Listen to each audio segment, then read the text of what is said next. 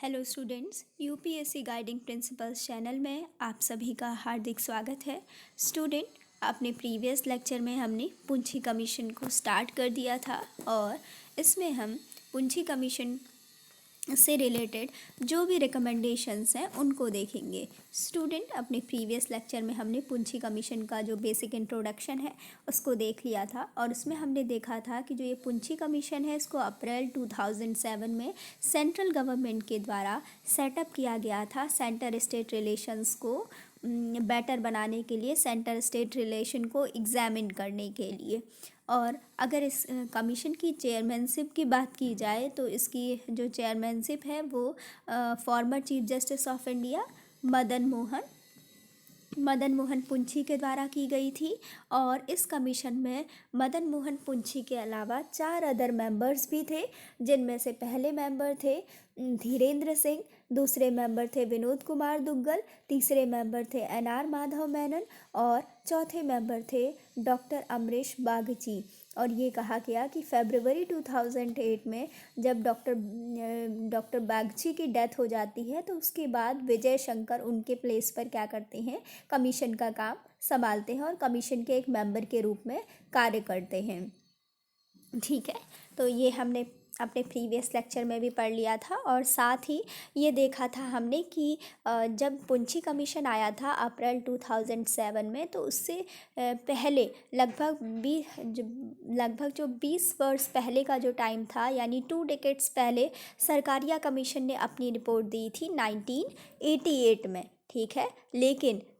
तब भी क्या हुआ, उसके बावजूद सरकारिया कमीशन की रिपोर्ट आने के बावजूद भी सेंटर स्टेट रिलेशन अभी क्या थे, उतने सेटिस्फाइड नहीं थे। सेंटर और स्टेट में अभी भी इस बात को लेकर क्या था, काफ़ी बहस छिड़ी हुई थी कि अभी भी स्टेट्स को ये लग रहा था कि सेंटर सारी की सारी पावर्स अपने पास रख रहा है और स्टेट्स को पावर नहीं दी जा रही है। पावर का जो भी वेरियस फंक्शंस हैं ये या जो पावर्स हैं उसका डिस्ट्रीब्यूशन प्रॉपरली स्टेट को नहीं किया जा रहा है। तो इसीलिए सेंट्रल गवर्नमेंट के द्वारा ये जो पुंछी कमीशन है इसका एस्टेब्लिशमेंट अप्रैल 2007 में एक बार फिर से किया गया, एक दूसरे कमीशन के रूप में। और जिससे ये कहा गया कि आपको क्या करना है, कुछ टर्म्स ऑफ रेफरेंसेस के बेसिस पर ही अपनी जो रिकमेंडेशन है सेंटर स्टेट रिलेशंस को सुधारने के लिए, सेंटर स्टेट रिलेशंस को इम्प्रूव करने के लिए देनी है। और स्टूडेंट, जो टर्म्स ऑफ रेफरेंसेस हैं इनको भी हमने देख लिया था। इसमें सबसे पहले ये कहा गया था कि पुंछी कमीशन जो अपनी रिकमेंडेशन देगी उसमें उसको इस चीज़ का ध्यान रखना होगा कि अभी तक का जो भी यूनियन और स्टेट्स का जो एग्जिस्टिंग अरेंजमेंट है, काम करने का जो उनका तरीका है, जो एग्जिस्टिंग अरेंजमेंट हमारे कॉन्स्टिट्यूशन के द्वारा दिया गया है, उस चीज़ को तवज्जो देनी होगी और उसके बेसिस पर ही अपनी रिकमेंडेशंस तैयार करनी होंगी। ठीक है, पुंछी कमीशन में ये कहा गया कि जब भी पुंछी कमीशन अपनी रिकमेंडेशंस को तैयार करेगी, ठीक है, तो उसे ये ध्यान रखना होगा कि हमारे कॉन्स्टिट्यूशन के द्वारा जो यूनियन और स्टेट्स के लिए जो एग्जिस्टिंग अरेंजमेंट है कि अभी तक किस प्रकार से जो एग्जिस्टिंग अरेंजमेंट है वो किस प्रकार से चल रहा है, कि क्या व्यवस्थाएं हैं अभी यूनियन और स्टेट्स के बीच में, इस चीज़ को रेफरेंस पॉइंट के बेसिस पर उनको देखना होगा और इसी चीज़ को तवज्जो देते हुए ही अपनी रिकमेंडेशन सेंटर और स्टेट से रिलेटेड जो भी रिलेशंस हैं उनको इम्प्रूव करने के लिए उस बेसिस पर ही क्या करनी होंगी, अपनी रिकमेंडेशंस बनानी होंगी। साथ ही ये कहा गया कि जो भी हेल्दी प्रोसीडिंग्स हैं, ठीक है, जो भी हेल्दी प्रेसिडेंट्स हैं उनको क्या करना होगा, फॉलो करना होगा। हेल्दी प्रेसिडेंट्स का मतलब है कि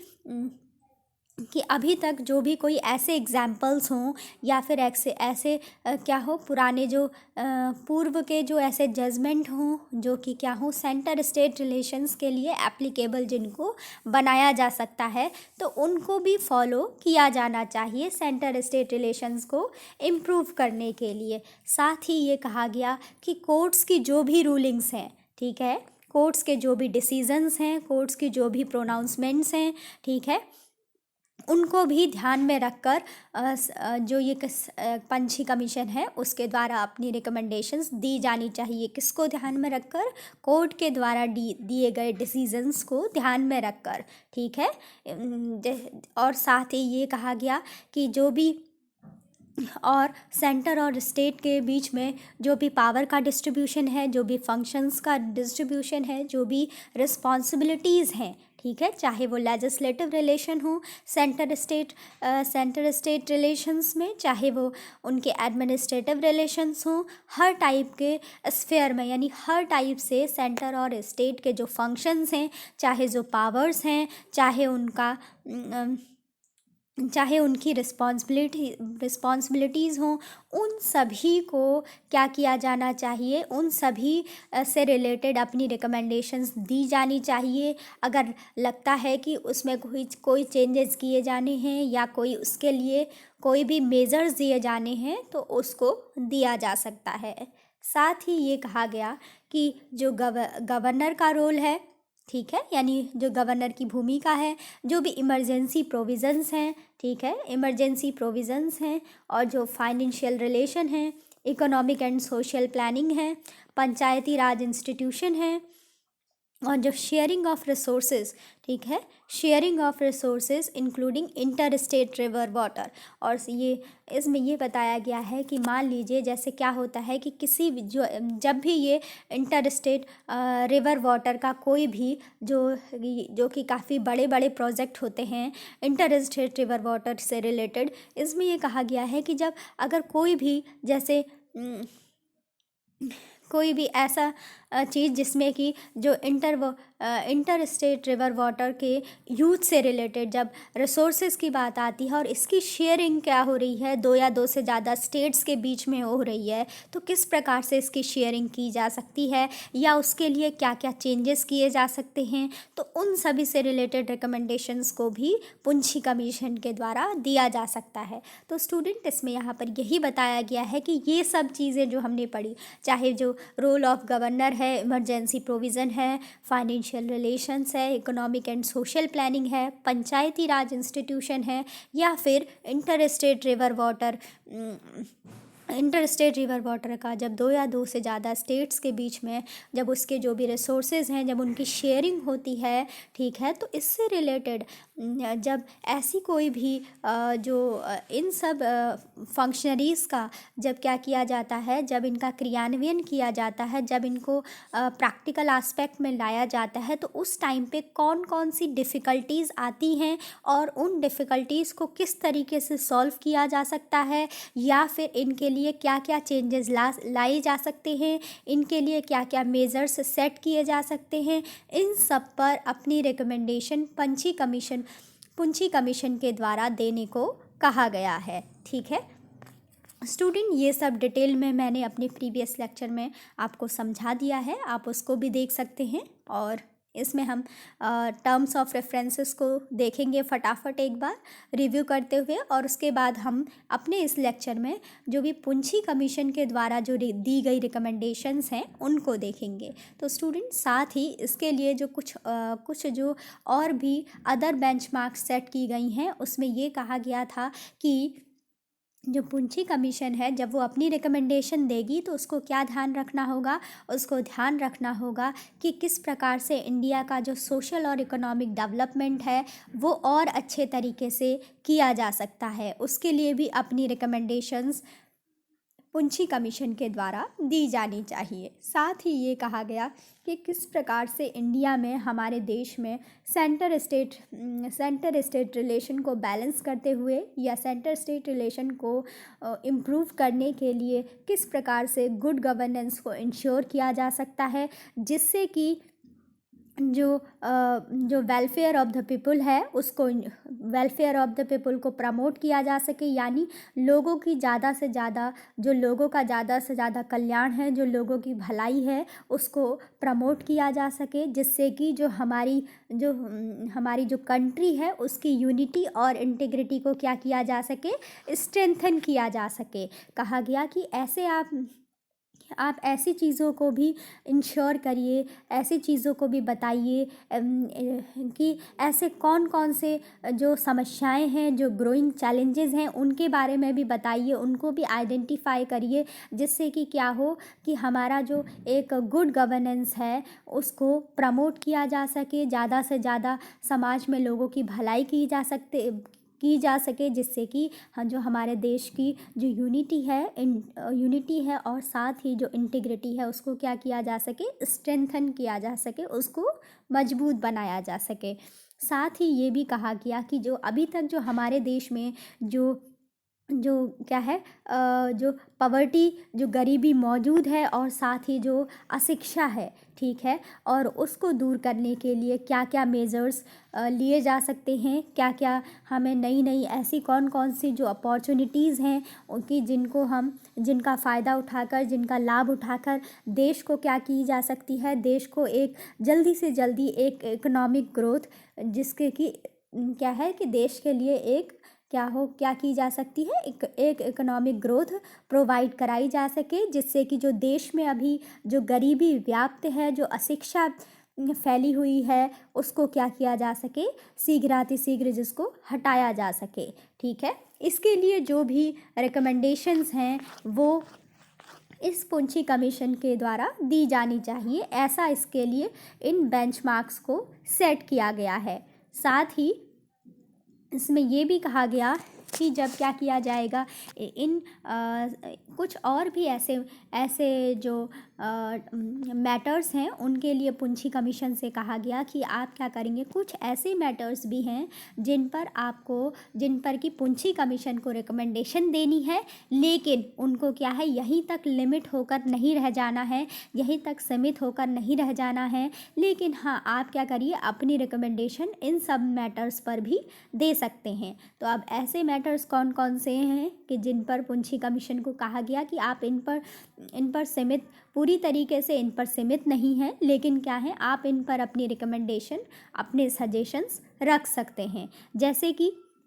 इसमें पहला मैटर बताया गया है कि जब क्या होता है कि कहीं पर भी किसी भी स्टेट के अंदर अगर कहीं पर भी क्या होते हैं, कम्युनल वायलेंस होता है, कास्ट वायलेंस होता है, कोई भी किसी भी प्रकार का सोशल कन्फ्लिक्ट होता है, तो उसको किस प्रकार से शांत करने में, इसको कंट्रोल करने में सेंट्रल गवर्नमेंट की क्या रिस्पॉन्सिबिलिटी हो सकती है, क्या उसका रोल हो सकता है, क्या उसका जुरिस्डिक्शन हो सकता है। क्योंकि कई बार ऐसा हो सकता है कि जो स्टेट गवर्नमेंट है वो अपने किसी भी गलत इरादे को सॉल्व करने के लिए गलत इरादे की दृष्टि से क्या कर सकती है, कम्युनल वायलेंस को बढ़ावा दे सकती है, कास्ट कन्फ्लिक्ट्स को बढ़ावा दे सकती है, या फिर किसी भी प्रकार के सोशल कन्फ्लिक्ट को अगर बढ़ावा दिया जा रहा है किसी भी स्टेट के अंदर, तो उससे क्या होगा, उससे जो हमारी यूनिटी है वो नेशनल लेवल पर भी क्या होती है, काफ़ी हद तक उसमें बुरा प्रभाव पड़ता है, ठीक है। तो इस चीज़ को रोकने के लिए, ठीक है, कि जिससे क्या हो, हमारी जो यूनिटी है, जो इंटीग्रिटी है देश की, वो क्या हो, वो अफेक्ट ना हो। तो ऐसी जो भी वायलेंस की घटनाएं हैं, जो कास्ट कन्फ्लिक्ट्स की घटनाएं हैं, जो सोशल कन्फ्लिक्ट की घटनाएं हैं, किसी भी प्रकार की, उनको कंट्रोल करने में जो सेंट्रल गवर्नमेंट है वो किस हद तक अपनी रिस्पॉन्सिबिलिटीज़ को निभा सकता है, किस हद तक वो अपना वहाँ पर इंटरफेयर कर सकता है। तो ये इन सब के लिए रिकमेंडेशंस भी पुंछी कमीशन के द्वारा देने को कहा गया। साथ ही ये कहा गया है कि जो भी किसी भी स्टेट के अंदर अगर क्या होता है कि कोई भी जब ये मेगा प्रोजेक्ट्स बनाए जाते हैं जो कि किससे रिलेटेड होते हैं, बेसिकली यहाँ पर बात की जा रही है कि जैसे कि रिवर्स से रिलेटेड जो भी इंटरलिंकिंग प्रोजेक्ट्स होते हैं, रिवर वैली से रिलेटेड, और क्योंकि ये ऐसे प्रोजेक्ट्स होते हैं कि इनको कंप्लीट होने में काफ़ी लंबा टाइम, कि ठीक है 15 से 20 ईयर्स का टाइम, यानी 15 to 20 ईयर्स का टाइम भी लग जाता है। तो इसलिए कहा गया है कि इनको जब जैसे मान लीजिए इंटर स्टेट रिवर का या इंटरलिंकिंग प्रोजेक्ट का, जो कि इंटरलिंकिंग रिवर प्रोजेक्ट्स का यहाँ पर इसीलिए भी डिस्क्रिप्शन दिया गया है, क्योंकि जैसे मान लीजिए कोई भी रिवर है तो वो क्या है कि कई बार केवल एक ही स्टेट तक सीमित नहीं होती है, ठीक है। जैसे पंजाब, हरियाणा या जो भी लगे हुए, ठीक है, लगे लगे हुए आपस में जो भी एडजेसेंट स्टेट्स होते हैं, तो वहाँ पर जो भी रिवर्स होती हैं वो तो क्या होती हैं, अपनी फ़्लो करने के लिए फ्री होती हैं। तो इस प्रकार से जब कोई भी डैम, जब कोई भी ऐसा प्रोजेक्ट बनाना होता है, काफ़ी बड़ा मेगा प्रोजेक्ट बनाना है, जैसे कि डैम बनाना है, तो उसमें क्या होगा कि 2-3 स्टेट्स की जो बाउंड्री है उसको मिलाकर, या फिर 2-3 स्टेट्स से वो जो रिवर है वो फ्लो करती हुई क्या करती है, वो आती है। तो इस स्थिति में सेंटर अपना क्या रोल निभा सकती है, ठीक है। सेंटर अपनी क्या रिस्पॉन्सिबिलिटी निभा सकती है कि वहाँ की जब तक कोई भी जो इंटरलिंकिंग रिवर्स के द्वारा बनाया गया कोई भी उनकी हेल्प से बनाया जा रहा अगर कोई भी जो मेगा प्रोजेक्ट है, क्योंकि उसको बनाने में काफ़ी लंबा टाइम लगता है, तो उसके कंप्लीशन के पीरियड तक कि किस प्रकार से जो पर्टिकुलर स्टेट्स हैं जहाँ से वो रिवर का क्या होता है, जो रिवर का जो फ्लो होता है, वहाँ पर जो वाटर का जो भी शेयरिंग है उसको लेकर किस तरीके से जुरिस्डिक्शन है, किस तरीके से जो रूल्स वगैरह बनाए जाने हैं, या वहाँ पर जो भी व्यवस्था अरेंजमेंट बनाए जा सकते हैं, उसमें सेंट्रल गवर्नमेंट क्या अपना रोल निभा सकती है, इन सब के बारे में रिकमेंडेशन कहा गया है कि पूंजी कमीशन दे सकती है कि इसमें सेंटर का क्या रोल हो सकता है, जिससे कि क्या हो कि वहाँ पर स्टेट्स के बीच में बार बार जो कन्फ्लिक्ट अराइज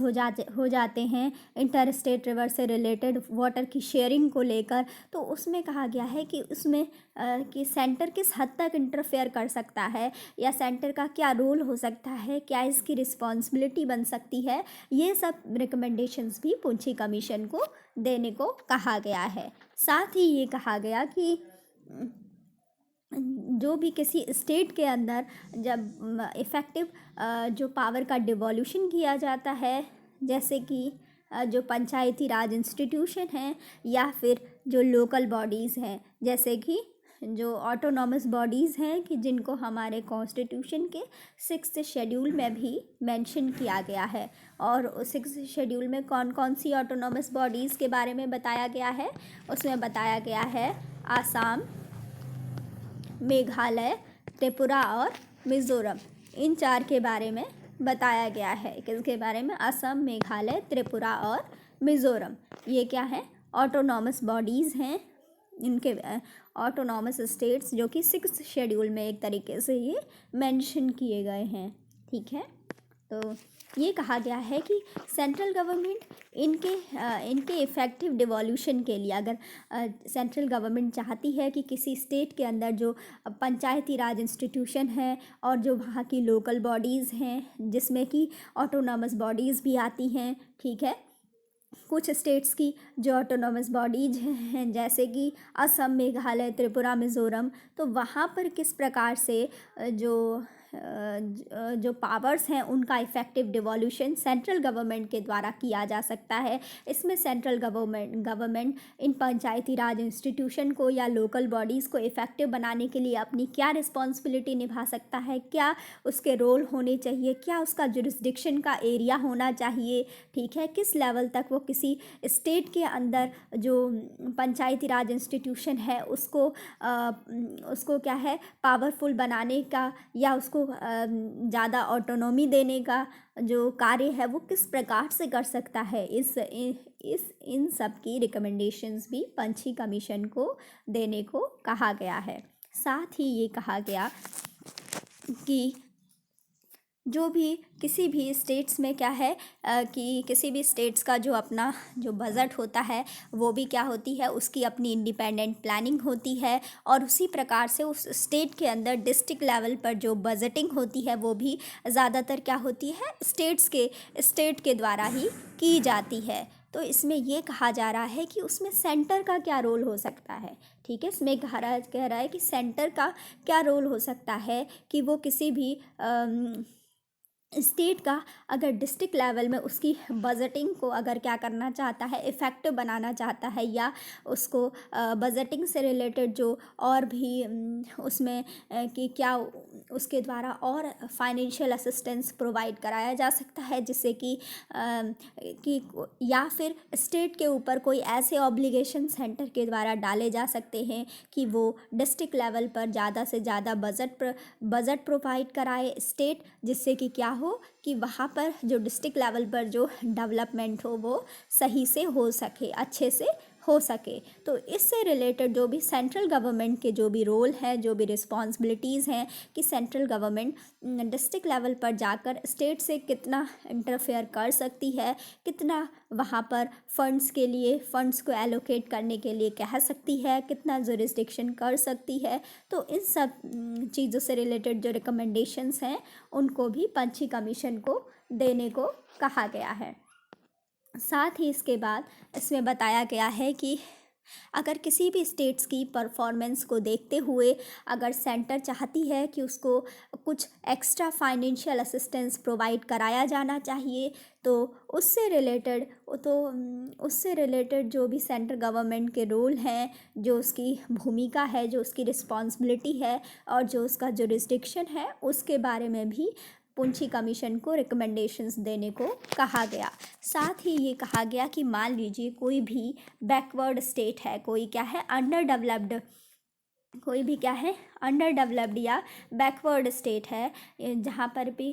पर क्या है डेवलपमेंट नहीं किया जा सका है, तो वहाँ पर अगर सेंट्रल गवर्नमेंट चाहे तो वो पॉजिटिव डिस्क्रिमिनेशन के थ्रू, यानी कि उसको अन्य जो बड़े स्टेट्स हैं, जो ऑलरेडी डेवलप्ड स्टेट्स हैं, उनके कंपैरिजन में अगर क्या करे, कुछ ज़्यादा फाइनेंशियल असिस्टेंस प्रोवाइड कराकर उसका उत्थान करे, उसके डेवलपमेंट के लिए सोचे, उस बैकवर्ड स्टेट्स को आगे बढ़ाने के लिए सोचे, तो उसके लिए किस हद तक सेंट्रल गवर्नमेंट को अपना रोल निभाना चाहिए, किस हद तक उसकी रिस्पॉन्सिबिलिटी बननी चाहिए, या उसका क्या जुरिस्डिक्शन होना चाहिए। और साथ ही ये भी कहा गया कि सेंटर उसके लिए कि कौन कौन से सेंटर को अप्रोचेज़ अपनाने चाहिए या कौन कौन सी पॉलिसीज़ को अपनाना चाहिए, जिससे कि वो उस बैकवर्ड कुछ जो भी हमारे कंट्री में जो बैकवर्ड स्टेट्स हैं उनको आगे बढ़ाया जा सके, उनके फेवर में काम किया जा सके, और जो ऑलरेडी डेवलप्ड स्टेट्स हैं उनके कंपैरिजन में कुछ ज़्यादा संसाधन उन अंडर डेवलप्ड स्टेट्स को या बैकवर्ड स्टेट्स को प्रोवाइड करा के उनको क्या कराया जा सके, उनका भी एडुकेट रिप्रेजेंटेशन हमारी कंट्री में कराया जा सके। ठीक है। इसके बाद जो नेक्स्ट रिकमेंडेशन दी गई है पुंछी कमीशन, अभी हम क्या है ये सब क्या पढ़ रहे हैं, अभी हम सब ये सब जितनी भी चीज़ें पढ़ रहे हैं, ये सब हम टर्म्स ऑफ रेफरेंसेस को ही पढ़ रहे हैं। ये सब उन बेंचमार्क्स के ही बारे में पढ़ रहे हैं कि जिनके अंतर्गत पंछी कमीशन से कहा गया है कि आप इन सब पैरामीटर्स के अंदर ही क्या करेंगे, इन सब पैरामीटर्स को रेफरेंस मानकर ही अपनी रिकमेंडेशन को देंगे। ऐसे और कौन कौन से पैरामीटर हैं, इसमें कुछ और भी पैरामीटर्स जोड़े गए हैं, कुछ और भी सेट जो टर्म्स ऑफ रेफरेंसेस हैं। इसमें ये कहा गया है कि जैसे कि जो 8th से लेकर जो 12th फाइनेंस कमीशन है, उसमें जो भी सेंटर और स्टेट्स के बीच में जो भी क्या है वित्त से संबंधित, यानी फाइनेंस के बंटवारे से रिलेटेड सेंटर और स्टेट के जो भी रिलेशंस हैं वो किस प्रकार से चले आ रहे हैं, और इस चीज़ को भी ध्यान में रखकर क्या करना है, रिकमेंडेशन दी जानी चाहिए। साथ ही ये कहा गया कि जो भी क्या है, जो वैल्यू एडेड टैक्स है, इसका जो इंट्रोडक्शन है, इसके जो भी प्रोविज़न्स हैं उसमें क्या क्या चेंजेस किए जाने चाहिए, या फिर इसके बारे में भी रिकमेंडेशंस देने को कहा गया। लेकिन स्टूडेंट जो ये वैल्यू एडेड टैक्स है, अब क्या है, अब इसको जीएसटी के आने के बाद इसको समाप्त कर दिया गया है। और साथ ही ये कहा गया पुंछी कमीशन से कि उसको क्या करना चाहिए, सेंट्रल लॉ इन्फोर्समेंट एजेंसी का सेटअप किया जाना चाहिए। इसमें जो टर्म्स ऑफ रेफरेंसेस है, इसमें ये भी कहा गया कि क्या होना चाहिए हमारे देश में, एक सेंट्रल लॉ इन्फोर्समेंट एजेंसी का जो सेटअप है वो किया जाना चाहिए। और हमारे देश में क्या है, इसकी आवश्यकता है, जिससे कि इंटर स्टेट लेवल पर या फिर इंटरनेशनल रामिफिकेशंस को सॉल्व करने के लिए क्या किया जाए, इसको जुरिस्डिक्शन का एक तरीके से राइट दिया जाए। ठीक है, और इसके लिए क्या बनाने की आवश्यकता महसूस की गई, ये कहा गया कि हमारे देश में जो भी इंटर स्टेट यानी दो स्टेट्स के बीच में, ठीक है, या फिर इंटरनेशनल लेवल पे अगर कोई भी क्राइम होता है तो उसको रिज़ॉल्व करने के लिए, उसको सॉल्व करने के लिए क्या किया जाना चाहिए, एक सेंट्रल लॉ इन्फोर्समेंट एजेंसी को सेटअप किया जाना चाहिए। और साथ ही ये कहा गया कि जो ये सेंट्रल लॉ इन्फोर्समेंट एजेंसी है, इसको पहले सेटअप करिए और साथ ही इसको एम्पावर्ड कर दीजिए, इसको वो सब शक्तियाँ दे दीजिए ताकि ये क्या कर सकती है, सुओ मोटो इन्वेस्टिगेशन कर सके, यानी अपनी इच्छानुसार इन्वेस्टिगेशन कर सकती है। जो भी ऐसे रेमिफिकेशंस हैं, ऐसे जो भी सीरियस क्राइम्स हैं जो कि इंटर स्टेट हों, ठीक है, इंटर स्टेट मीन्स कि दो स्टेटों के बीच में हो, या फिर क्या हो इंटरनेशनल हो। ठीक है, तो ऐसे जो भी क्राइम्स होते हैं या फिर ऐसी जो भी मिसहैपनिंग्स होती हैं, उसका जो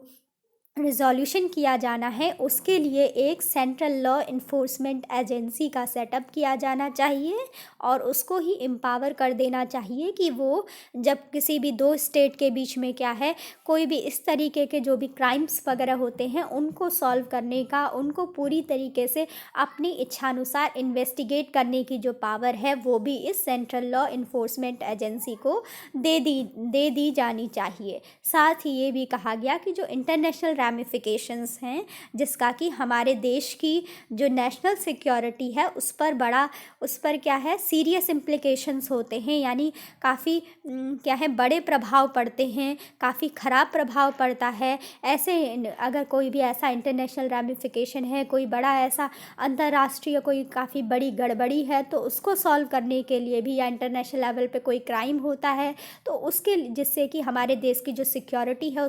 वो बुरी तरीके से प्रभावित होती है, तो इन सब मामलों को भी ये जो सेंट्रल लॉ इन्फोर्समेंट एजेंसी है, इसके द्वारा ही देखा जाना चाहिए। ठीक है, ये कहा गया है। इसके बाद क्या है कि एक और जो लास्ट ये टर्म्स ऑफ रेफरेंस है, जिसको भी देख लेते हैं। इसमें ये कहा गया है कि जो आर्टिकल 355 है, ठीक है, जो आर्टिकल 355 है, इसमें ये कहा जाता है कि जो सेंट्रल गवर्नमेंट है वो क्या करती है, वो स्टेट्स के अंदर जो भी सेंट्रल फोर्सेस हैं, उनको सुओ मोटो बेसिस पर, सुओ मोटो मीन्स होता है कि अपनी इच्छा से, जब सेंट्रल गवर्नमेंट को लगता है कि किसी भी स्टेट के अंदर जो भी सेंट्रल फोर्सेस हैं उनको डिप्लॉय किया जाना है, तो वो वहाँ पर क्या करती है, उस स्टेट में डिप्लॉय कर देती है। तो कहा गया कि आपको पंछी कमीशन को इस चीज़ का भी ध्यान रखना है कि ये जो आर्टिकल 355 के अंडर जो सेंट्रल गवर्नमेंट के द्वारा स्टेट्स में जो ये सेंट्रल फोर्सेस की जो तैनाती कर दी जाती है, ये कितना फीज़ेबल है, ऐसा करना कितना उचित है, इससे रिलेटेड जो भी रिकमेंडेशंस हैं, ये सब भी पुंछी कमीशन के द्वारा दी जानी चाहिए। तो स्टूडेंट, अब हमने यहाँ पर क्या है, जितनी भी जो टर्म्स ऑफ रेफरेंसेस थे जो कि पुंछी कमीशन के लिए जो भी बेंचमार्क्स सेट किए गए थे, उनको हमने यहाँ पर देखा।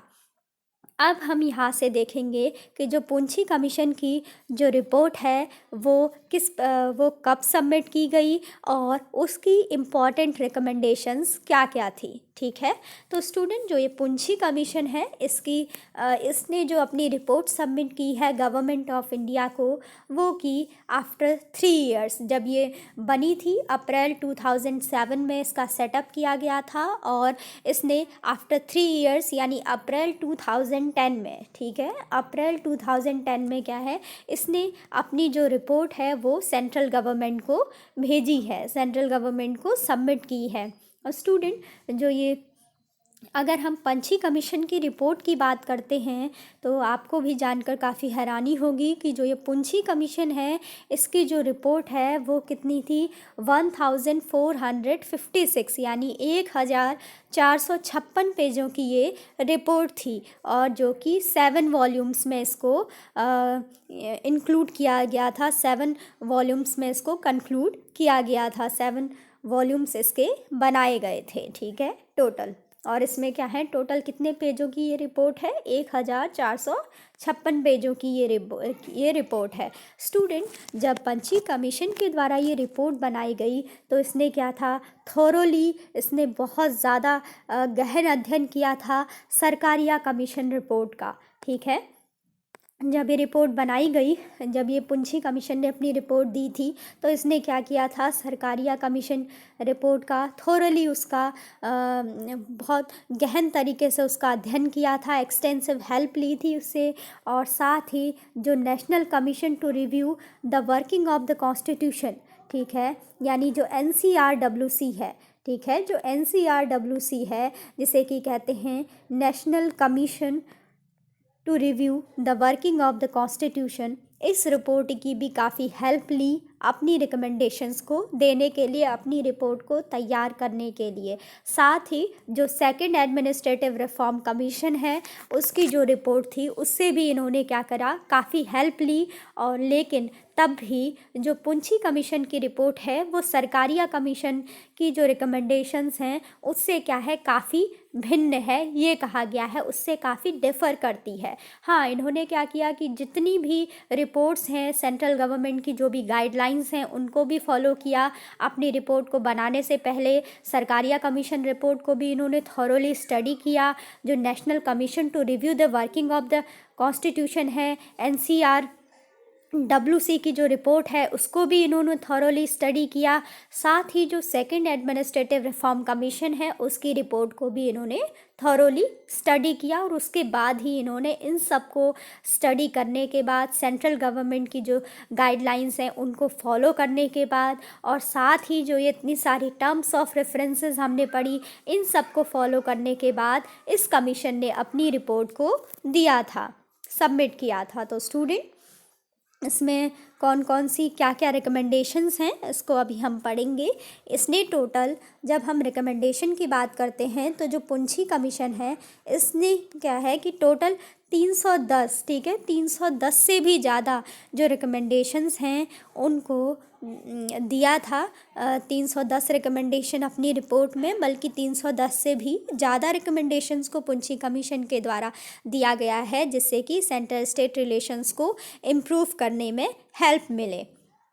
तो स्टूडेंट, जब हम पुंछी कमीशन की बात करते हैं तो यहाँ पर पुंछी कमीशन में एक इम्पॉर्टेंट टर्म यूज़ किया गया है, कोऑपरेटिव फेडरलिज्म का, ठीक है। पुंछी कमीशन ने की जो रिपोर्ट आई, उन्होंने इस चीज़ को कंक्लूड किया कि जो कोऑपरेटिव फेडरलिज्म है, जो कोऑपरेटिव फेडरलिज्म है वो क्या है, हमारे देश की यूनिटी, इंटीग्रिटी, सोशल और जो इकोनॉमिक डेवलपमेंट है उसके लिए क्या है, काफ़ी इम्पॉर्टेंट रोल प्ले करता है, ठीक है। जो कोऑपरेटिव फेडरलिज्म है वो हमारे देश की यूनिटी के लिए, इंटीग्रिटी को बनाए रखने के लिए बहुत ही ज़्यादा उसका की रोल है, और साथ ही जो कोऑपरेटिव फेडरलिज्म है उसकी हेल्प से ही हमारे देश में जो इकोनॉमिक डेवलपमेंट्स हैं, जो सोशल डेवलपमेंट्स हैं, उनको फ्यूचर में लाया जा सकता है, ठीक है। स्टूडेंट, कोऑपरेटिव फेडरलिज्म का मतलब ये होता है कि जब सेंटर और स्टेट दोनों क्या हैं, आपस में मिलजुल कर काम करती हैं, ठीक है, कि जो स्टेट है उसको सेंटर की जो भी गाइडलाइंस हैं उनको फॉलो करना चाहिए, और कॉन्स्टिट्यूशन के जो भी प्रोविज़न्स हैं उनको फॉलो करते हुए सेंटर की जो भी गाइडलाइंस हैं उनको भी फॉलो करना चाहिए। साथ ही जो सेंटर है उसका भी ये दायित्व है कि वो क्या करे, वो भी फंक्शनल बेसिस पर ऑपरेशनल बेसिस पर क्या करे, वो स्टेट्स को कुछ न कुछ पावर्स क्या करे, पावर्स का डिवोल्यूशन करता रहे, यानी पावर्स को स्टेट्स को भी क्या करे, थोड़ा बहुत डिस्ट्रीब्यूट करते रहे, जिससे कि जो स्टेट है वो अपना लेजिस्लेटिव फंक्शंस इंडिपेंडेंटली कर सके, ठीक है, उसको जो फंक्शन है वो इंडिपेंडेंटली कर सके और उसका डेवलपमेंट भी होता रहे। और साथ ही कोऑपरेटिव फेडरलिज्म के बारे में एक इम्पॉर्टेंट बात ये भी कही गई कि कोऑपरेटिव फेडरलिज्म का मीन्स ये है कि जब स्टेट और सेंटर की जो गवर्नमेंट्स हैं वो इस प्रकार से काम करें कि वो अपना फंक्शनिंग करते समय या अपनी पावर को जब वो एक्सरसाइज कर रही हैं तो उस टाइम पर वे ध्यान रखें कि जो पब्लिक वेलफेयर है, जो जनता का हित है, वो क्या हो, ज़्यादा से ज़्यादा उस चीज़ का ध्यान रखें, ठीक है, कि चाहे वो स्टेट की सरकार हो, चाहे वो सेंट्रल की सरकार हो, दोनों को ही ये ध्यान रखना चाहिए कि हमारे जो भले ही हो सकता है कि सेंटर और स्टेट दोनों में क्या हो, अलग अलग पॉलिटिकल पार्टी वहाँ पर रूल कर रही हो, लेकिन उनको ये ध्यान रखना चाहिए कि दोनों को इस प्रकार से कार्य करना है कि सेंटर और स्टेट में जो भी लोग हैं उनका क्या हो, कभी भी उनके संग क्या हो, एक तरीके से उनके संग कोई भी इनजस्टिस ना हो, उनका सही तरीके से डेवलपमेंट हो सके, सोशली, इकोनॉमिकली, और हर तरीके से उनको क्या हो, हर तरीके से उनके लिए एक जो पॉजिटिव एटमॉस्फेयर है वो बना रहे, ठीक है। तो इसी को कोऑपरेटिव फेडरलिज्म कहा गया है। और कोऑपरेटिव फेडरलिज्म का जो कॉन्सेप्ट है वो पुंछी कमीशन के द्वारा काफ़ी इम्पोर्टेंट बताया गया, ठीक है। साथ ही अब हम देखते हैं कि जो पुंछी कमीशन है इसके द्वारा कौन कौन सी जो इम्पॉर्टेंट रिकमेंडेशंस हैं वो सेंटर स्टेट रिलेशंस को बैलेंस करने के लिए दी गई थी। सबसे पहले जो पहली रिकमेंडेशन दी गई है पुंछी कमीशन के द्वारा, इसमें ये कहा गया कि जो हमारे जो 7th शेड्यूल है, ठीक है, हमारे ये कहा गया कि जो हमारा कॉन्स्टिट्यूशन है उसमें जो 7th शेड्यूल है उसमें जो लिस्ट थर्ड है, लिस्ट थर्ड मीन्स है कि जो कनकरेंट लिस्ट है, ये कहा गया कि अगर कनकरेंट लिस्ट में कोई भी लेजिस्लेशन किया जाता है, ठीक है, कनकरेंट लिस्ट में अगर पार्लियामेंट में सेंटर के द्वारा कोई भी अगर क्या किया जा रहा है, कोई भी लेजिस्लेशन किया जा रहा है, तो पार्लियामेंट में उस लेजिस्लेशन को इंट्रोड्यूस करने से पहले क्या किया जाना चाहिए, सेंटर और स्टेट्स को दोनों को आपस में एक एग्रीमेंट कर लेना चाहिए। यानी जब अगर यूनियन क्या करता है कि कभी भी जो थर्ड लिस्ट है, यानी जिसे हम कनकरेंट लिस्ट भी कहते हैं, अगर कनकरेंट लिस्ट में कोई भी नियम कानून बनाए जाने हैं तो उसको पार्लियामेंट में ऐसा लेजिस्लेशन इंट्रोड्यूस करने से पहले एक बार यूनियन और स्टेट्स के बीच में क्या होना चाहिए, उसको लेकर एक बड़े लेवल पर एग्रीमेंट किया जाना चाहिए, आपस में बातचीत कर ली जानी चाहिए, जिससे कि ये ना हो, क्योंकि जो कनकरेंट लिस्ट है उसमें क्या है, स्टेट्स और सेंटर दोनों को ही ये राइट है कि दोनों ही कनकरेंट लिस्ट में जो भी सब्जेक्ट हैं उन पर लॉ फॉर्मेशन कर सकते हैं, ठीक है। ये ना हो कि स्टेट्स को ये ना लगे कि जो सेंटर है केवल वही क्या कर रही है, कनकरेंट लिस्ट में भी इंक्रोचमेंट करके उसके सब्जेक्ट्स में भी लॉ फॉर्मेशन कर रही है। इसीलिए ये कहा गया कि जब भी यूनियन के द्वारा पार्लियामेंट में जो ये कनकरेंट लिस्ट है, जो थर्ड लिस्ट है, इसमें कोई भी लेजिस्लेशन का अगर इंट्रोडक्शन किया जाना है तो उससे पहले यूनियन और स्टेट्स को उससे रिलेटेड एक ब्रॉड एग्रीमेंट कर लेना चाहिए, ठीक है, कि हम इस प्रकार का कोई कानून पार्लियामेंट में पास करने जा रहे हैं या इंट्रोड्यूस करने जा रहे हैं, और उस पर क्या है, उनको स्टेट्स की सहमति भी लेनी चाहिए। और ये किसकी बात हो रही है, कनकरेंट लिस्ट की बात हो रही है, जिससे कि स्टेट्स को ये ना लगे कि कनकरेंट लिस्ट पर भी जो सेंटर है वो क्या कर रहे हैं, वो सेंटर क्या कर रहा है, इंक्रोचमेंट कर रहा है, ऐसा स्टेट्स को नहीं लगना चाहिए। इस चीज़ के लिए ऐसा ऐसा करने को कहा गया है कि उनकी भी सहमति ली जाए। साथ ही ये कहा गया है कि जो क्या है कंकरेंट लिस्ट के जो सब्जेक्ट हैं, जो सेकंड रिकमेंडेशन है उसमें भी फिर यही बात की गई है कि जो कंकरेंट लिस्ट है, कंकरेंट लिस्ट के अंदर जो भी ट्रांसफर्ड सब्जेक्ट हैं, ठीक है, ट्रांसफर्ड सब्जेक्ट है, ट्रांसफर्ड आइटम्स हैं, जो कि क्या हैं, ट्रांसफर्ड आइटम्स हैं स्टूडेंट। ट्रांसफर्ड आइटम्स क्या हैं, ऐसे आइटम्स हैं जो कि क्या थे पहले, ये जो ट्रांसफर्ड आइटम्स जिनको बोला गया है ये पहले स्टेट लिस्ट में थे, लेकिन इनको क्या है कि 42nd कॉन्स्टिट्यूशनल अमेंडमेंट है उसके थ्रू कुछ सब्जेक्ट्स को क्या किया गया था, 42nd अमेंडमेंट एक्ट ऑफ 1976 के थ्रू क्या किया गया, कुछ सब्जेक्ट्स को स्टेट लिस्ट से हटाकर उसको क्या किया गया कंकरेंट लिस्ट में रिप्लेस कर दिया गया, यानी कंकरेंट लिस्ट में ट्रांसफ़र कर दिया गया। कब किया गया था, 42nd कॉन्स्टिट्यूशनल अमेंडमेंट 1976 के थ्रू। तो ऐसे कौन कौन से सब्जेक्ट थे जिनको कि स्टेट लिस्ट से हटाकर 42nd अमेंडमेंट एक्ट 1976 के थ्रू किस में डाल दिया गया था, कंकरेंट लिस्ट में डाल दिया गया था। तो ऐसे जो सब्जेक्ट थे उसमें है, सबसे पहले था उसमें एजुकेशन, ठीक है, जो एजुकेशन था ये पहले किस में था, ये पहले स्टेट लिस्ट में था, लेकिन इसको किस में डाल दिया गया, कंकरेंट लिस्ट में। और जो दूसरा सब्जेक्ट है एजुकेशन के अलावा दूसरा सब्जेक्ट था फॉरेस्ट का, ठीक है, एजुकेशन फॉरेस्ट। और जो थर्ड था इसमें कहा गया था protection of wild animals and birds, ठीक है, जो थर्ड था इसमें क्या था, protection of wild animals and birds. और जो फोर्थ था उसमें कहा गया था वेट्स एंड मेजर्स, जो क्या होते हैं वेट्स एंड मेजर्स के बारे में। और साथ ही जो इसमें लास्ट था, यानी जो फिफ्थ जो सब्जेक्ट का जो ट्रांसफ़र किया गया था, जिसको कि स्टेट लिस्ट से किस में डाला गया, स्टेट लिस्ट से ट्रांसफ़र किया गया है किस में, कंकरेंट लिस्ट में। तो वो था administration of justice, constitution, organization of courts except high court and supreme court. तो स्टूडेंट ये 5 ऐसे सब्जेक्ट थे जो कि पहले ऑलरेडी स्टेट लिस्ट में थे, लेकिन इनको स्टेट लिस्ट से हटाकर किस में कर दिया गया था, इनको स्टेट लिस्ट से हटाकर कंकरेंट लिस्ट में डाल दिया गया था, ठीक है, जिससे कि सेंटर और स्टेट दोनों ही इन जो ये 5 सब्जेक्ट्स हैं इन पर अपना जुरिस्डिक्शन कर सकते हैं, इन पर अपना लॉ फॉर्मेशन कर सकते हैं। तो स्टूडेंट ये कहा गया है कि दूसरे पॉइंट में भी कि जो भी ट्रांसफर्ड आइटम्स हैं या फिर जो भी स्टेट लिस्ट के जो भी सब्जेक्ट हैं उन पर पार्लियामेंट को अपना जो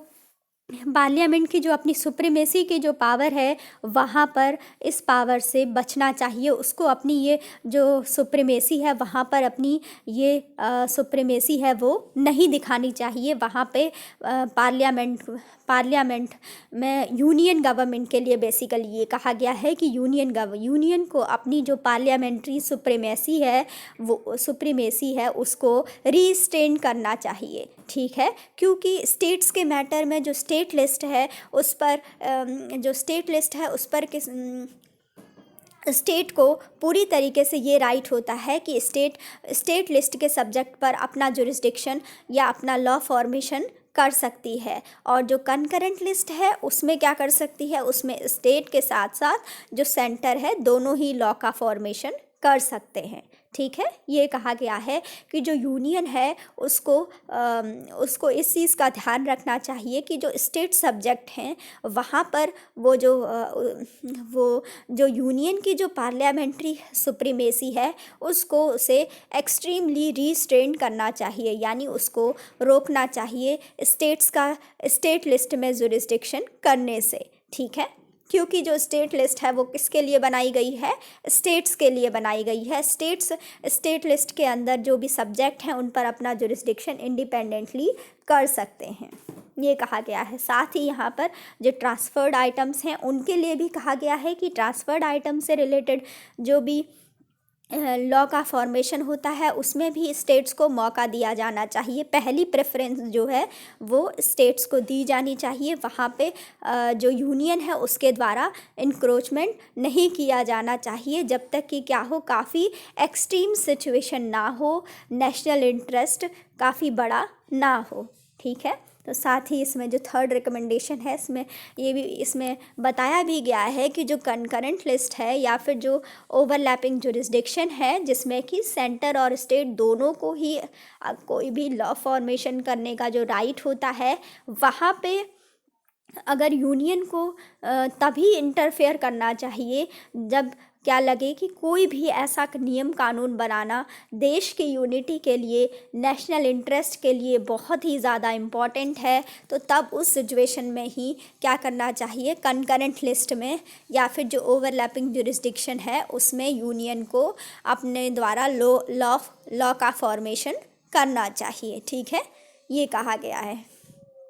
कि जब नेशनल यूनिटी के लिए या नेशनल इंटीग्रिटी को बनाए रखने के लिए ऐसा एकदम से बहुत ज़्यादा ज़रूरी है, तभी क्या करे कि सेंटर कंकरेंट लिस्ट में जो लॉ फॉर्मेशन है वो करे जब क्या हो, उसे लगे कि नेशनल इंटरेस्ट में ऐसा किया जाना क्या है, बहुत ज़्यादा ज़रूरी है। साथ ही ये भी कहा गया है, जो फोर्थ रिकमेंडेशन है पुंछी कमीशन के द्वारा ये कहा गया कि जो भी क्या होती हैं, जो भी ये कंकरेंट लिस्ट है, ठीक है, जो भी ये कंकरेंट लिस्ट है, जो भी ये ओवरलैपिंग जुरिस्डिक्शन है, जो भी कंकरेंट लिस्ट में जो भी लॉ का जो फॉर्मेशन होता है, यहाँ पर जो भी मैटर्स हैं, जो भी लॉ बनाए जाते हैं, चाहे वो सेंटर के द्वारा बनाए जाते हों या स्टेट्स के द्वारा बनाए जाते हों, तो इन सब का जो ऑडिटिंग करने का जो रोल है वो इंटर स्टेट काउंसिल को दिया जाना चाहिए। ठीक है, और साथ ही ये कहा गया कि जो भी कंकरेंट लिस्ट में जो भी सब्जेक्ट हैं उनका आपको एक कंटिन्यूअसली ऑडिटिंग करना चाहिए, ऑडिटिंग करवाते रहना चाहिए। स्टूडेंट, ऑडिटिंग का मतलब होता है कि जो भी एक्सपेंसेस होते हैं, जो भी खर्चा होता है, उसका पूरा सही तरीके से उसका क्या है, एक तरीके से कि खर्चा क्या है, सही हुआ है या गलत हुआ है, किस तरीके से जो एक्सपेंसेस हुए हैं वो प्रॉपर हुए हैं कि नहीं हुए हैं, इस चीज़ को चेक करने के लिए जो इंटर स्टेट काउंसिल को ये जिम्मेदारी देने को कहा गया है। ठीक है, कि कंकरेंट लिस्ट में जो भी नियम कानून बनते हैं उनको चेक किया जाए, किसके द्वारा, इंटर स्टेट काउंसिल के द्वारा टाइम पर चेक करते रहना चाहिए। इंटर स्टेट काउंसिल से ऐसा कहा गया है कि इंटर स्टेट काउंसिल के द्वारा कंकरेंट लिस्ट में या जो ओवरलैपिंग जुरिस्डिक्शन है उसमें क्या क्या चेंजेज हो रहे हैं, इन सब के लिए जो इंटर स्टेट काउंसिल है उसको ऑडिटिंग रोल दिया जाना चाहिए। ठीक है, ये कहा गया है फोर्थ रिकमेंडेशन में। इसके बाद जो फिफ्थ रिकमेंडेशन है उसमें ये कहा गया है कि जो आर्टिकल 201 है जिसमें कि ये कहा जाता है कि अगर स्टेट लेजिस्लेचर, स्टूडेंट, जो नेक्स्ट रिकमेंडेशन है उसमें ये बताया गया है कि जो हमारे कॉन्स्टिट्यूशन का जो आर्टिकल नंबर 201 है उसमें ये कहा जाता है कि अगर स्टेट लेजिस्लेचर जब कोई भी बिल प्रेसिडेंट के पास प्रेसिडेंट की एसेंट के लिए भेजती है, तो अगर प्रेसिडेंट उस बिल को क्या करते हैं, अगर प्रेसिडेंट उस बिल को क्या करते हैं, लेजिस्लेटिव असेंबली को फिर से वापस भेजते हैं। ठीक है, फिर से वापस भेजते हैं तो उस टाइम पर जो भी असेंबली है उसके पास क्या होता है, केवल 6 मंथ्स का टाइम पीरियड होता है कि वो उसके बाद क्या करे, प्रेसिडेंट को उसको सही करके या फिर उसमें कुछ चेंजेस करके क्या करे, प्रेसिडेंट के पास दोबारा भेजे। तो ऐसा कहा गया है। ठीक है, यहाँ पर ये समझाया गया है कि जब भी स्टेट लेजिस्लेचर को प्रेसिडेंट कोई भी बिल अगर रिटर्न करके भेजते हैं तो स्टेट लेजिस्लेचर के पास 6 मंथ का टाइम होता है कि वो 6 मंथ के टाइम के अंदर ही अपना क्या करें, कंसिडरेशन दें, उसमें चेंज करके प्रेसिडेंट के पास उसको फिर से भेजें। ठीक है, तो इसीलिए इस रिस्पेक्ट में ये भी कहा गया पुंछी कमीशन के द्वारा कि अगर कि जब हम प्रेसिडेंट के पास कोई भी बिल को भेजते हैं तो प्रेसिडेंट उसमें कब अपना अपना जो एसेंट है वो देंगे। इसकी कोई भी टाइम लिमिट क्या है, डिफाइन नहीं है। तो इन्होंने क्वेश्चन किया कि प्रेसिडेंट के लिए ऐसा क्यों नहीं है, जबकि प्रेसिडेंट हमको टाइम देते हैं स्टेट लेजिस्लेचर को कि 6 मंथ्स में क्या है, आर्टिकल 201 में इस चीज़ को स्पेसिफाई किया गया है कि अगर प्रेसिडेंट कोई भी बिल वापस भेजते हैं तो उसको क्या करना होगा, विद इन 6 मंथ्स में ही स्टेट लेजिस्लेचर ने दोबारा उसमें सुधार करके दोबारा उसमें चेंजेस करके क्या होगा, उसको दोबारा प्रेसिडेंट के पास भेजना होता है। लेकिन जब कोई बिल प्रेसिडेंट के पास भेजा जाता है तो प्रेसिडेंट की एसेंट का कोई भी टाइम डिफाइन नहीं है, ऐसा इसके द्वारा कहा गया। इसके बाद जो नेक्स्ट रिकमेंडेशन दी गई है पुंछी कमीशन के द्वारा, उसमें ये कहा गया है कि जो हमारी जो यूनियन लिस्ट है, जो लिस्ट फर्स्ट है, उसकी जो एंट्री 14 है, ठीक है, जो यूनियन लिस्ट है, लिस्ट फर्स्ट जिसको हम कहते हैं, इसकी जो एंट्री 14 है, इसमें जो लिस्ट 14 है, इसमें क्या होता है, जो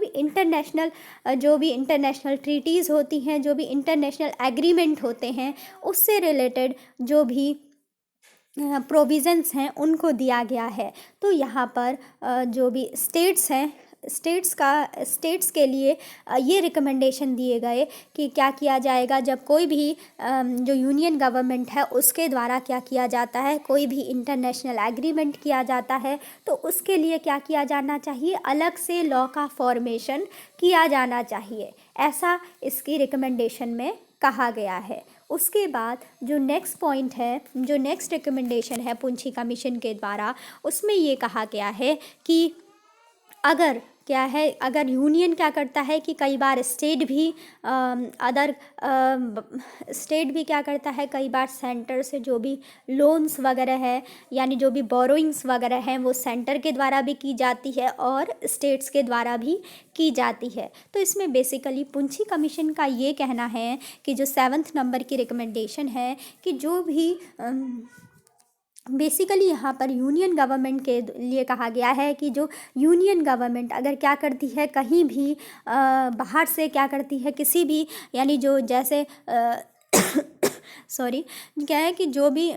जैसे कि इंटरनेशनल मॉनेटरी फंड है, ठीक है, जहाँ फॉरेन कंट्री से, किसी भी फॉरेन कंट्री से अगर यूनियन क्या करता है, कोई भी बोरोइंग्स लेता है, कोई भी लोन वगैरह लेता है, तो उसके लिए क्या करना होगा, उसके लिए फिर उसको यूनियन क्या करता है, उसको इंटरेस्ट भी देना होता है। और कई बार उसके लिए जब उसको इंटरेस्ट देना होगा तो यूनियन क्या करेगा, यूनियन के पास जो भी टैक्स कलेक्शन होगा वो उस टैक्स कलेक्शन में से क्या करेगा, उस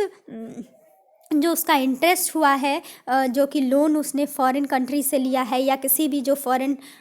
भी फॉरेन इंटरमीडियरीज़ हैं उनसे ले रखा है, जैसे कि IMF है, वर्ल्ड बैंक है, इनसे, तो इन सब लोन की भरपाई करने के लिए क्या किया जाएगा, इसके द्वारा सेंट्रल गवर्नमेंट के द्वारा क्या किया जाएगा, उसके द्वारा ये जो टैक्स का जो कलेक्शन किया गया है उसमें से भी वो कोशिश करेगा कि ये जो अमाउंट है वो दिया जाए। तो स्टूडेंट, इससे क्या होगा, जो टैक्स कलेक्शन जो है वो उसमें तो किसका शेयर है, टैक्स कलेक्शन में जो शेयर होता है वो स्टेट गवर्नमेंट्स का भी होता है, ठीक है। तो यहाँ पर एक तरीके से सेंट्रल गवर्नमेंट के ऊपर ये ऑब्लिगेशंस, फाइनेंशियल ऑब्लिगेशंस को इंश्योर करने की कोशिश की गई है कि ये बाहर से जो सेंट्रल गवर्नमेंट है वो फॉरेन कंट्रीज से या फॉरेन इंटरमीडियरीज से जो भी लोन वगैरह लेते हैं, जो बोरोइंग वगैरह लेते हैं, उन सब का टाइम टू टाइम जो फाइनेंस कमीशन है उसके द्वारा क्या किया जाना चाहिए, उसको इवैल्यूएट करते रहना चाहिए और सेंटर को भी इस चीज़ को बताते रहना चाहिए, जिससे कि क्या हो, स्टेट्स के जो फाइनेंशियल ऑब्लिगेशंस हैं या स्टेट्स का जो टैक्स में जो शेयरिंग है वो क्या हो, अफेक्ट ना हो, ठीक है। उसके बाद जो नेक्स्ट रिकमेंडेशन दी गई है पुंछी कमीशन के द्वारा, इसमें ये कहा गया है कि जब सेंट्रल गवर्नमेंट के द्वारा क्या किया जाता है, सेंट्रल गवर्नमेंट के द्वारा किसी भी स्टेट के लिए जो गवर्नर है, ठीक है, किसी भी स्टेट के लिए जो गवर्नर है उसका जो सिलेक्शन किया जाता है ठीक है, इसमें ये बताया गया है कि किसी भी स्टेट के लिए जब गवर्नर का जो सिलेक्शन किया जाता है तो उसके लिए सेंट्रल गवर्नमेंट को क्या करना चाहिए, सरकारिया कमीशन की कुछ जो स्ट्रिक्ट गाइडलाइंस हैं उनको फॉलो करना चाहिए। ठीक है, और साथ ही पुंछी कमीशन ने भी इस चीज़ को माना है कि ये सरकारिया कमीशन की जो रिकमेंडेशन है वो किसी भी स्टेट के अंदर जो गवर्नर हैं उसका सिलेक्शन करते टाइम इन रिकमेंडेशंस को स्ट्रिक्टली फॉलो किया जाना चाहिए। ठीक है, तो ऐसी कौन कौन सी रिकमेंडेशन है कि जो किसी स्टेट के जो गवर्नर हैं उसको सेलेक्ट करते टाइम ध्यान रखनी चाहिए। इसमें सबसे पहले रिकमेंडेशन ये दी गई है कि अगर किसी भी स्टेट का जो गवर्नर है उसको सेलेक्ट किया जाना है तो सबसे पहले ये ध्यान रखना होगा कि वो क्या हो, वो एक इमिनेंट पर्सनालिटी हो। ठीक है, किसी मतलब काफ़ी ऊंचे ओहदे का व्यक्ति हो। ठीक है, काफ़ी इमिनेंट पर्सनालिटी हो, उसके लिए ये कहा गया है ताकि उसका क्या हो, काफ़ी उसकी रिस्पेक्ट बनी रहे स्टेट में। ठीक है, और साथ ही ये कहा गया कि क्या हो, he should be a person from outside the state. जो गवर्नर होना चाहिए बोला है वो क्या होना चाहिए, किसी भी स्टेट से बाहर का व्यक्ति होना चाहिए। ठीक है, किसी भी स्टेट के अंदर का व्यक्ति नहीं होना चाहिए, आउटसाइड स्टेट होना चाहिए, किसी भी बाहर के दूसरे स्टेट का व्यक्ति होना चाहिए। ठीक है, और साथ ही ये कहा गया कि जो गवर्नर होना चाहिए वो क्या होना चाहिए, एक डिटैच फिगर होना चाहिए, यानी एक न्यूट्रल फिगर होना चाहिए। ठीक है, उसको वो क्या होना चाहिए, एक न्यूट्रल होना चाहिए। और साथ ही वो वहाँ की जो लोकल पॉलिटिक्स है, स्टेट की जो लोकल पॉलिटिक्स है उससे ज़्यादा कनेक्टेड नहीं होना चाहिए। ठीक है, और साथ ही ये कहा गया कि उसने जो रीसेंट पास्ट है, बेसिकली जो अभी अभी का टाइम है, यानी जो थोड़ा पहले का टाइम है, उसमें क्या हो, उसने पॉलिटिक्स में उसका कोई भी बहुत बड़ा उसका राजनीति में क्या हो, रोल ना हो। यानी बेसिकली इसमें ये कहा गया है सेंट्रल गवर्नमेंट के लिए कुछ रूल्स हैं या फिर कुछ रिकमेंडेशंस हैं वो रखी गई हैं कि जब किसी भी स्टेट के अंदर गवर्नर का जो सिलेक्शन किया जाएगा तो उस टाइम पर सेंट्रल गवर्नमेंट को ये ध्यान रखना चाहिए कि जब आप किसी भी स्टेट के अंदर किसी भी गवर्नर को अपॉइंट कर रहे हैं तो वो क्या होना चाहिए, एक इमिनेंट पर्सनालिटी होनी चाहिए। ठीक है, साथ ही वो उस स्टेट का नहीं होना चाहिए और साथ ही वो क्या होना चाहिए, एक न्यूट्रल पर्सनालिटी होनी चाहिए। ठीक है, और वो वहाँ की जो लोकल पॉलिटिक्स है उसमें इन्वॉल्व नहीं होना चाहिए। और साथ ही ये भी कहा गया है कि जो गवर्नर होना चाहिए वो जो गवर्नर है वो पॉलिटिक्स में ज़्यादा लिप्त ना हो। ठीक है, राजनीति से ज़्यादा जुड़ा हुआ ना हो। तो ये सब क्या है, पुंछी कमीशन के द्वारा गवर्नर्स के लिए दी गई इम्पॉर्टेंट रिकमेंडेशंस हैं। इसके बाद पुंछी कमीशन के द्वारा जो रिकमेंडेशन दी गई है पुंछी कमीशन के लिए, उसमें ये कहा गया है कि गवर्नर का अपना एक फ़िक्स टेन्यूर होना चाहिए, एक फ़िक्स्ड कार्यकाल होना चाहिए 5 साल का, और उसे क्या है, सेंटर स्टेट अपनी मर्ज़ी से कभी भी उसको हटा नहीं सकती है, उसे नहीं हटाना चाहिए। बेसिकली ऐसा पुंछी कमीशन की रिकमेंडेशन में कहा गया है। ठीक है, इसमें ये कहा गया है कि गवर्नर को उसका एक 5 साल का जो एक फ़िक्स टेन्यूर होता है उसको पूरा करने देना चाहिए और उसमें सेंट्रल गवर्नमेंट को बार बार उसमें जो डिस्टर्बेंस है वो क्रिएट नहीं करना चाहिए। ठीक है, उसके बाद जो नेक्स्ट रिकमेंडेशन है पुंछी कमीशन के द्वारा, उसमें ये कहा गया है कि जिस प्रकार से प्रेसिडेंट के इम्पीचमेंट के लिए प्रोसीजर बनाया गया है, और अगर आपको लगता है तो आप क्या करिए, गवर्नर के लिए भी उसके इम्पीचमेंट के लिए भी क्या कर सकते हैं, ऐसा ही सेम प्रोसीजर बना सकते हैं। ठीक है, ऐसा भी इन्होंने अपनी रिकमेंडेशन दी है। और उसके बाद जो नेक्स्ट रिकमेंडेशन है पुंछी कमीशन के द्वारा, उसमें ये कहा गया है कि जो आर्टिकल 163 है, जिसमें कि ये कहा गया है कि जो गवर्नर है वो अपना जो भी कार्य करेगा उसके लिए उसे क्या करना होगा, अपनी काउंसिल ऑफ मिनिस्टर्स की एडवाइस पर ही उसे करना होगा। ठीक है। जो आर्टिकल 163 है उसमें ये कहा गया है कि जो गवर्नर है उसको क्या करना होगा, उसको जो अपनी काउंसिल ऑफ मिनिस्टर है उनकी एडवाइस लेकर ही कोई भी काम करना होगा। लेकिन उसके पास क्या होता है, लेकिन ये कहा गया है कि कोई एक्स्ट्रा ऑर्डिनरी सिचुएशन डेवलप हो गई है स्टेट में कि जो काउंसिल ऑफ मिनिस्टर है उस स्टेट के, वो क्या कर रहे हैं, वहाँ पर करप्शन को बढ़ा रहे हैं या फिर कॉन्स्टिट्यूशन को फॉलो नहीं कर रहे हैं। तो उस सिचुएशन में जो वहाँ का उस स्टेट का जो गवर्नर है वो अपनी डिस्क्रिशन से भी डिसीज़न को ले सकता है। लेकिन जो ऐसा डिसीज़न है वो गुड फेथ, एक अच्छे विश्वास और कॉशन के साथ लिया जाना चाहिए। उसका एक प्रॉपर रीज़न होना चाहिए, एक अच्छे विश्वास में और देश की यूनिटी के लिए या फिर देश के जो इंटीग्रिटी है उसको बनाए रखने के लिए अगर गवर्नर का ऐसा डिसीज़न लिया जाना ज़रूरी है तो वो बिना काउंसिल ऑफ मिनिस्टर्स की एडवाइस के भी उस काम को कर सकता है। तो ये रिकमेंडेशन इसमें दी गई है। उसके बाद भी कुछ और जो रिकमेंडेशंस हैं ये दी गई हैं इसमें। तो स्टूडेंट मुझे लगता है कि ये काफ़ी इसमें ये सब रिकमेंडेशंस लिखी गई हैं। वैसे ये 1456 पेजेस का है, यानी 1456 पेजेस का है, काफ़ी बड़ा है ये। तो ये इतनी रिकमेंडेशंस हमारे जो भी इम्पॉर्टेंट हैं हमारे समझने के लिए काफ़ी हैं। आई होप आपको भी समझ में आ गया होगा। ठीक है, और अभी का लेक्चर यहीं पे रखते हैं। ये पुंछी कमीशन यहाँ पे कंप्लीट होता है। ठीक है, ये काफ़ी बड़ा है, इसमें इम्पॉर्टेंट जो रिकमेंडेशंस हैं वो मैंने आपको बता दी हैं। ठीक है, थैंक्स फॉर वॉचिंग।